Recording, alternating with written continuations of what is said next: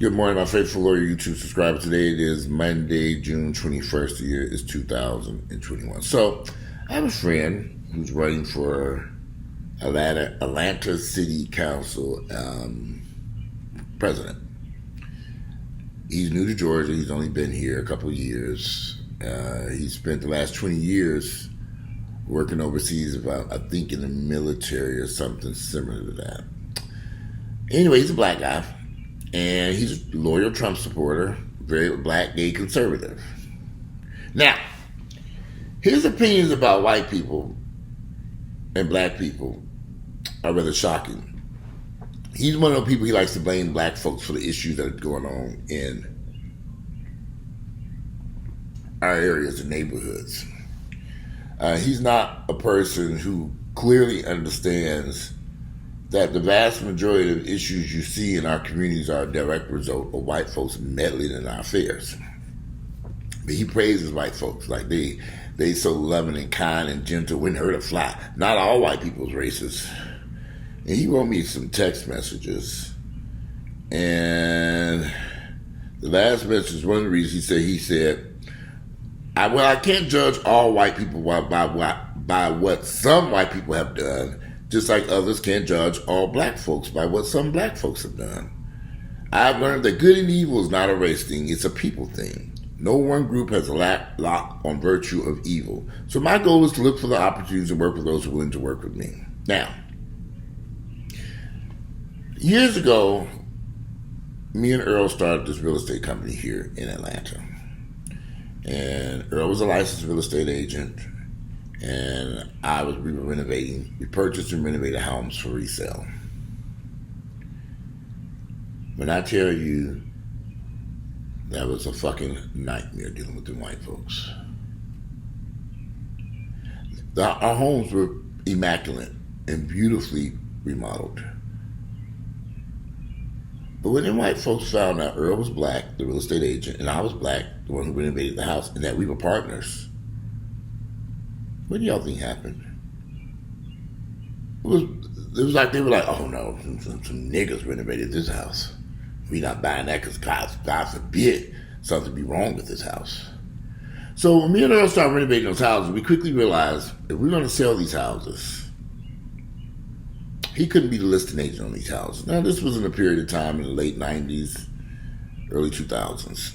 We renovate the house was immaculate. We do open house. People love the houses. People would come in, they loved it. They thought the houses were beautiful.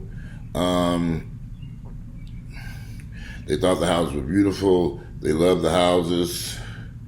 And they would come in and they loved the houses.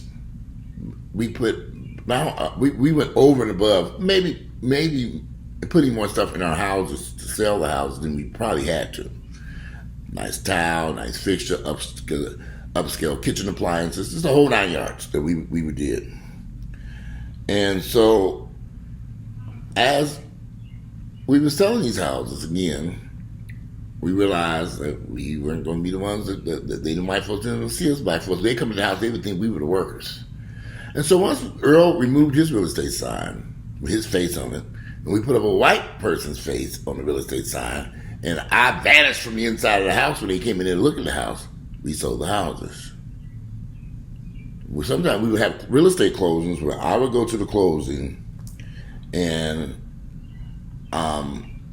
sign my side of documents and leave, and then the white people or whoever was purchasing the home, and the vast majority of people who purchased the home were white, they would come in, buy the house, and we weren't there. They didn't know who we were. So the only person they were dealing with, like most, was the real estate agent. That's how we sold those houses. White realtor handled the sale, she handled the transaction, anything going on with the house, anything from the inspection report, everything. We run in there, they just think we were the workers, the little worker bees. I never forget, I renovated a house in Virginia Highlands. It's probably one of the most expensive houses we had at that time. It was beautiful. People would stop by and take pictures. They walked to the house. They loved it. And a gay couple wanted to buy it, look at the house. They loved it. I met them outside the house, and they said, "You're the owner of the house?" And I went on and they disclosed. I said, "It's a gay couple." So I said, "Yeah, I'm one of the owners." And they were like, okay. And so they just loved the house and say, wow, well, they loved the house. They wanted to write a contract. They were all excited about this house. And they kept asking me some questions like, where's your partner? And where he's coming. I said, yeah, well, I mean, because they had a realtor on their own. So I said, well, you guys can just go write up your contract and have your realtor call Earl and let him handle it. At this point, we had not listed that. The house wasn't listed with anybody because I was working on the house. But the guy asked us for sale. I said, yes, for sale. So finally, one day they were looking at the house, and guess who pulled up? Earl. Earl pulled up and got out of his car and walked up there. And we started talking. They said, oh, this is Earl. That white gay couple never called us back about that house. When that white couple saw that Earl, because they were thinking in their mind that Earl was white. Because they were thinking, no, there's no way in hell somebody black renovated this beautiful house. It just couldn't be. Now, I was the only renovator in home building having this issue. I have tons of friends who were building new construction, doing all kinds of stuff in certain in areas. And they literally had to hide who they were because they realized these white folks looked at them like they were a unicorn or something when they found out they were the builder of the house. And they couldn't get nothing accomplished. They couldn't get the contracts ready. Everything would come to a screeching halt. That happened right here in Atlanta, Georgia, the Black Mecca. Now, real estate is a huge seller here in this town. People buy houses, condos, everything, commercial stuff. But I've noticed in the last 30 years, this continues to be a problem. White real estate agents service white people, black real estate agents service black folks. It's like a divide. And it's always been like that. It's very rare you see a black real estate agent with white folks as a client showing homes for them. It's not going to happen, y'all. Very rare. It's very, very extremely rare that you will see a black agent representing white folks buying a house or even selling their homes. Very rare. This is this huge racial divide in this town. And it's been like this forever. The schools are separated. Blacks on one side of town, whites on another. Everything's separate here. And it's always been like this. I've lived here for 30 years, and I can count on the hands of white folks that I've got to know over the years, not many. There's no white person in my phone I can call up and say, hey, what's going on? Let's go get some lunch and let's get something to eat. None. Have I tried? Yeah, I have. Yeah, I have. Waste of time. Yeah, let's go get something to eat. Let's go get some. You want to get some hot wings or something? Let's go to this Thai restaurant. Oh, this food. Mm-mm. And I don't think I'm the only person like that. Now, Earl has a few co-workers of his that he deals with that are white. They work together. But even then, they ain't been running in and out of our homes, eating pizza and watching TV. No, there really is no interaction. A little bit of interaction after Earl went to the hospital, just a little bit. Before that, I didn't know who these people were. And me and Earl been married 25 years. I was with these white folks. He's talking about they're my co-workers. I'm like, ooh, you ain't never heard them before. Well, nice to meet you. They all up in the hospital and visit Earl. I'm like, who these white folks? And these co-workers. I'd never seen them before. But they knew him from his job. That's about it. I'm the furthest thing from a racist. I respect all races. Whether you're black, Korean, African, Mexican, I love everybody. But I also live in reality. When me and Earl moved our black asses up there to this house in Buckhead, and I've discussed this before, 3000 West Roxborough Road, the house that me and Earl lived in. I wrote the contract. I looked at this house many times because I wasn't sure I really wanted to be bothered because the house was huge, but I liked the acre lot because it was private. It was in the city. I looked at this house on multiple occasions, and when I wrote the contract, finally decided the house was listed for $1.2 million. We ended up getting it for in the mid 600s because the housing market had collapsed. That's what I keep telling people: be patient. Your day is coming. You'll get you a good deal. The housing market can continue this down this path. It's going to go down. So, I bought the house. I put the house on the contract. It was just under contract.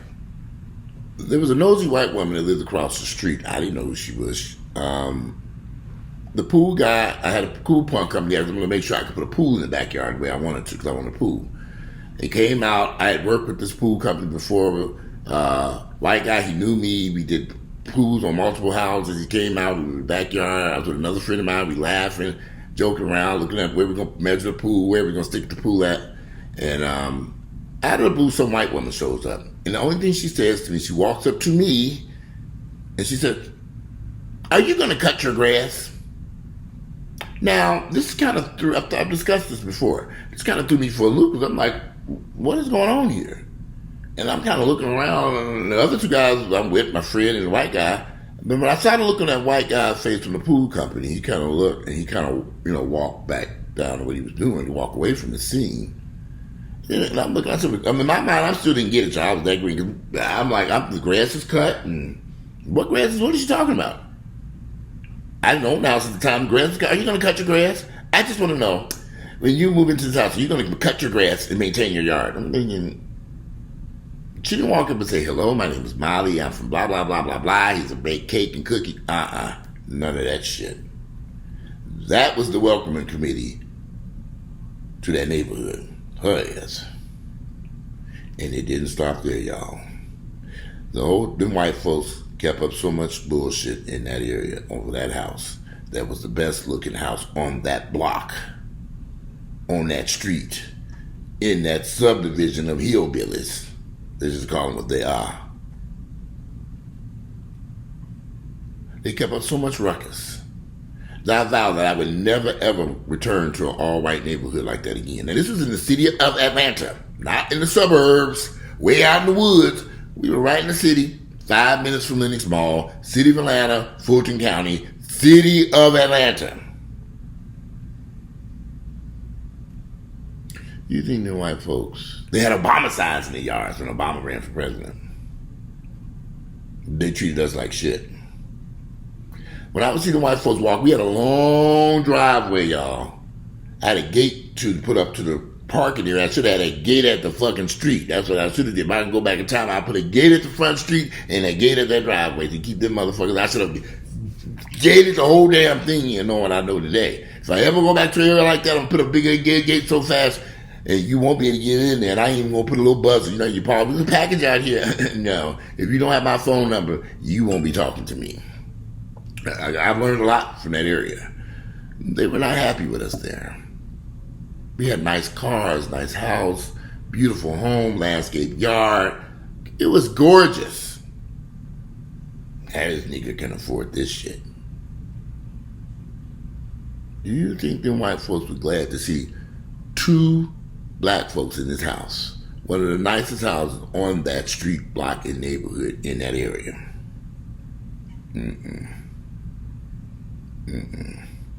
We never got that warm welcome from our neighbors. We never got that bundt cake. And it was funny because one of my workers was working on a house one day and I was gone. And the neighbor, another white guy, came across the street and confronted one of my Hispanic workers, one of my really good Hispanic workers, named Pedro. And he asked Pedro, he said, "Tell me something. The guy that's buying this house, how does he pay you? Does he pay you a lot of cash for everything?" And Pedro's working, minding his business, like, "Huh, who is he?" He said, "This guy," he saw the guy walk over across the street, thought the guy wanted some work done on his house. So Pedro walked in, "Hey, how you doing? Tell me, the guy that you work with, does he pay you with a lot of cash?" Pedro was like, "Cash? What is this?" And then Pedro caught on too, quickly, and said, "I don't, why would that matter how he pays us? He normally pays us by check," which is what I did. I wrote him a check.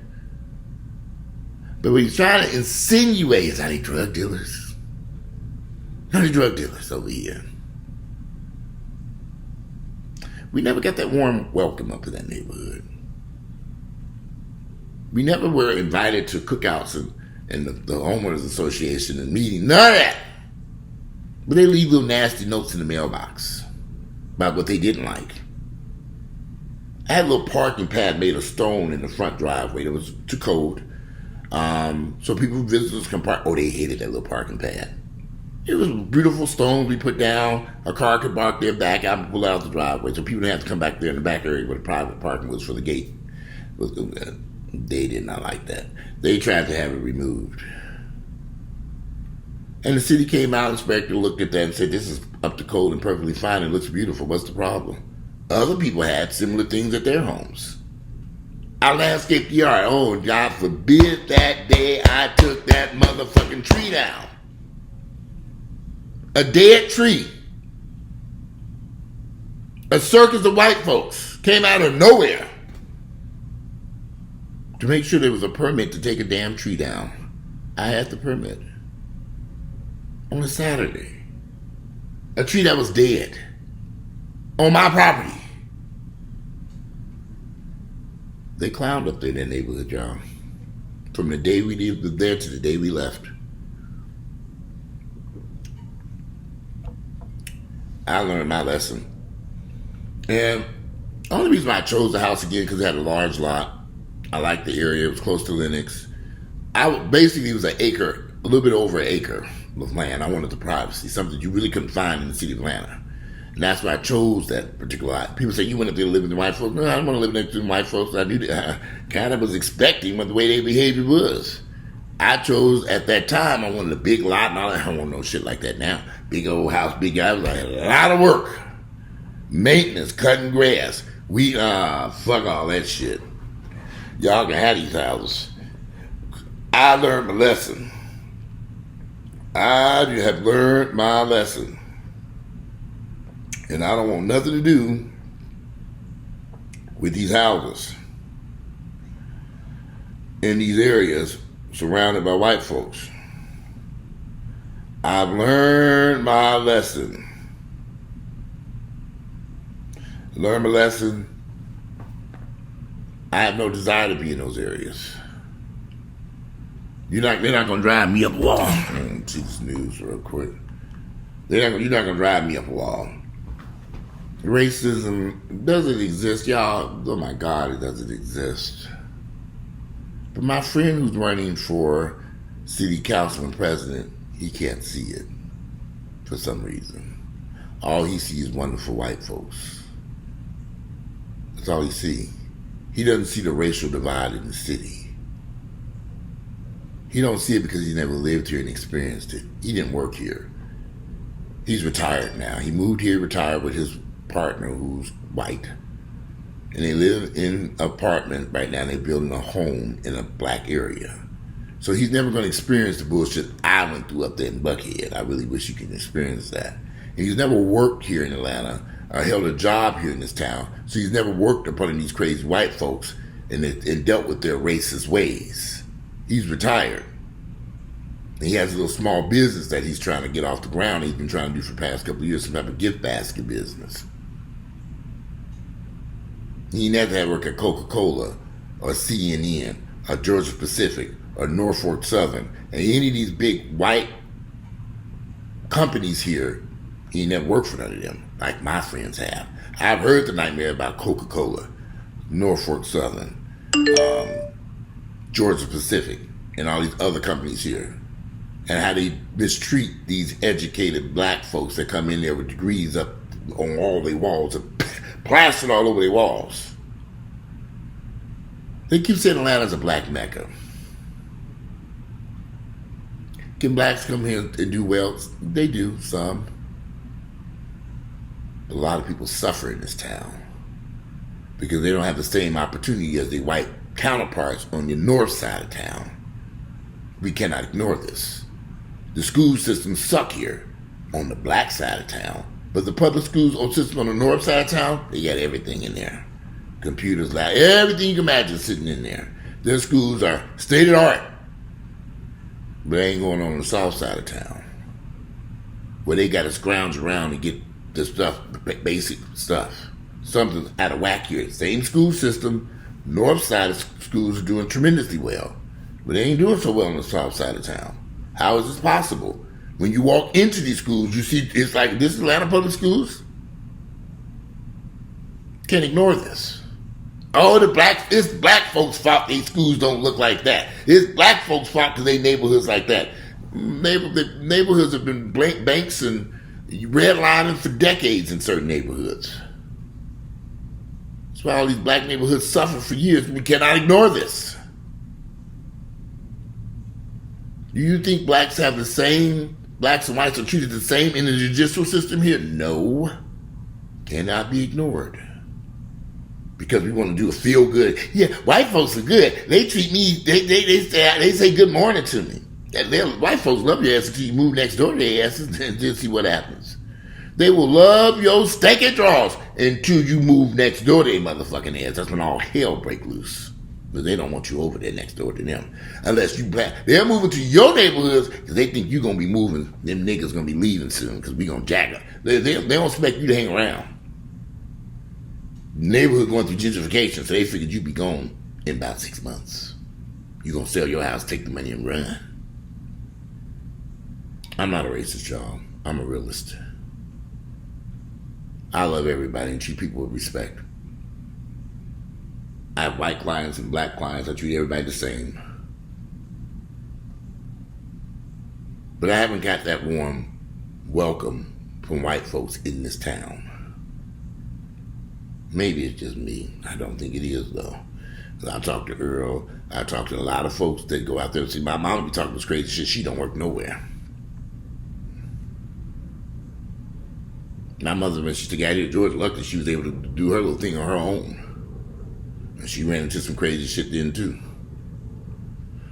As I was saying, the vast majority of my friends who are smart, intelligent, educated, and black, they leave Atlanta. They don't hang around here. Wages are too low. Racism is too bad. They get the hell out of here and go someplace else. I've had met a lot of guys that came to Atlanta with good intentions to stay here, highly educated, degrees, all kinds of stuff. They're no longer here. They couldn't stay here. Not if they wanted to move up. They had to go someplace else. We can't ignore this. And we can't keep ignoring this and pretending like this don't exist. In 2021, it does exist. There was an African man who came to the United States. This was happening in Hawaii. Hawaii, of all places. He was going to, he was new to Hawaii. He's married to this woman. He came here from some country over another foreign country. He was in Hawaii and he was en route to go to a temple to worship, whatever kind of temple he was. I don't know what religion he was going to be. He was going to some type of temple. The GPS took him to the wrong house, but he assumed that this house would be from another country. He saw the house, and outside the house, he walked up to the house, took his shoes off, and walked towards the door, and went in. And like he was entering to the church, he's the wrong place. He realized the wrong place. He apologized. I'm sorry. He was leaving. They called the police. The police rush over there and shoot the man dead.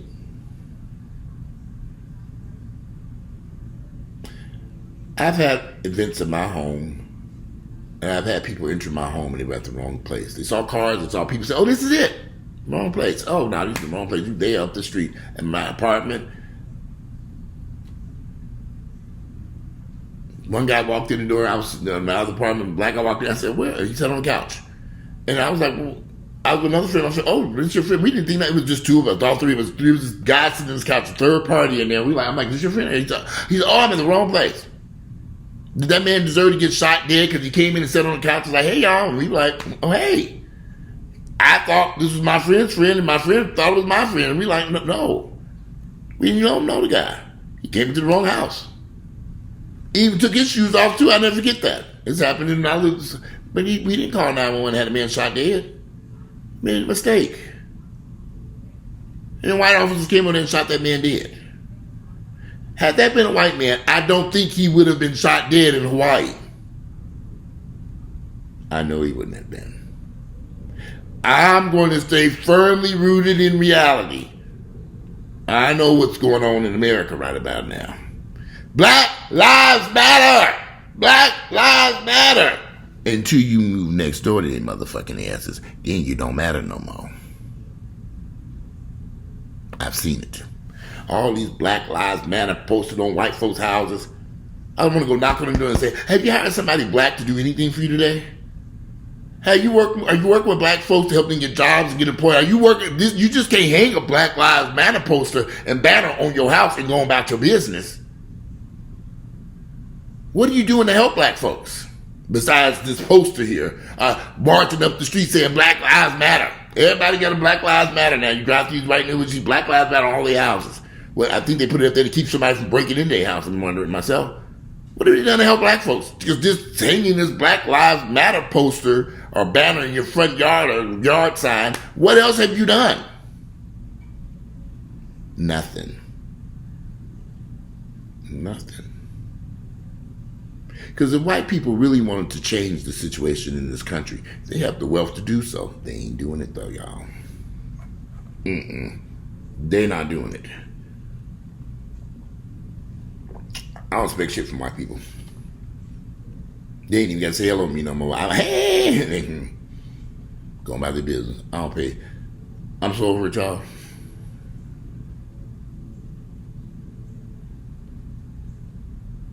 But I love everybody. I'm not a racist, but I'm over it, y'all.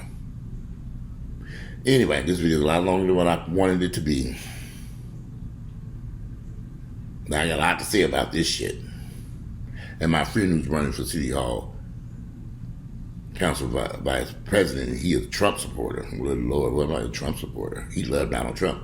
And the stuff that he sent me all these text messages, I don't even know what to say. Biden is going to create a tipping point. A tipping point for what? I like Biden. I think Biden's doing a very good job. I like Biden 10,000 times better than the motherfucker just got chased up out of there. Donald Trump, who I would have never voted for. Ever, under any circumstances. But the fact that so many white folks supported this man in his foolishness should tell you something. And it ain't nothing good. Anyway, today is Monday. It is June 21st. The year is 2021. We're still in the coronavirus pandemic. Watch out for the Delta virus. It's flying around the country now, eating people. Get your vaccines if you want to live, or don't get the vaccine. I don't give a fuck. If the Delta COVID-19 coronavirus variant bites you in your ass, you might have deserved it for being stupid. But anyway, I'm out of here, and enjoy the rest of your Monday.